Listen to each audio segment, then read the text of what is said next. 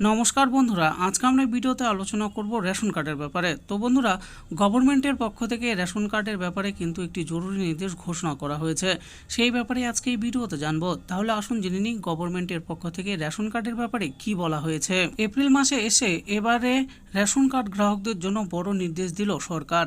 আমরা সকলেই জানি যে এখন দেশের প্রায় 100 কোটির কাছাকাছি মানুষদের ফ্রি রেশন সামগ্রী দেওয়া হচ্ছে এবং আগামী আরও অনেক বছর অর্থাৎ 2028 সাল পর্যন্ত দেওয়া হবে এই জিনিস, এমনটাই ঘোষণা অতীতে করেছিল সরকার। কিন্তু দিনে দিনে দেখতে পাওয়া যাচ্ছে যে যাদের জন্য এই সুবিধা তারা বাদে অনেক চিটিংবাজ মানুষ আছে যারা কোনো না কোনো দুর্নীতির মাধ্যমে গরিব মানুষদের হকের জিনিস মারছেন। আর এই জন্য একাধিক নিয়ম লাগু করেছিল সরকার এবং জানানো হয়েছিল যে যদি কেউ এই নিয়ম না মানে তাহলে তার বিপক্ষে ব্যবস্থা নেওয়া হবে। আর এর মধ্যে সবথেকে বেশি হলো যে রেশন কার্ড আধার কার্ড লিঙ্ক করানোর জন্য নির্দেশ দেওয়া হয়েছিল এবং অনেক মানুষ খাদ্য সামগ্রী পাওয়ার জন্য এই লিঙ্কের কাজ করে নিয়েছিলেন, কিন্তু এমন অনেক মানুষ আছেন যারা এখন পর্যন্ত এই কাজ করেননি এবং তাদের কোনো হুঁশ নেই এই কাজ করার জন্য।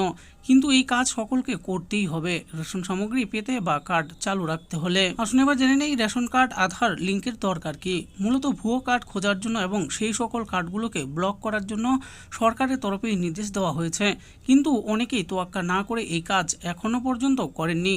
কিন্তু বিগত 31শে মার্চ 2025-এ এই লিঙ্ক করার শেষ দিন ছিল, আর তারপরেও দেখা যায় যে এমন লক্ষাধিক মানুষ আছেন তারা এই কাজ এখনও করেননি। তাই এবারে সরকারের তরফে এই সময়সীমা আবার বৃদ্ধি করা হয়েছে মূলত সেই সকল মানুষদের জন্য যাদের এই আপডেট করার ইচ্ছা থাকলেও তারা কোনো না কোনো কারণের জন্য এই কাজ সম্পন্ন করতে পারেননি এবং তাদের জন্য আগামী 30শে জুন 2025 পর্যন্ত এই সময়সীমা বৃদ্ধি করে দেওয়া হলো।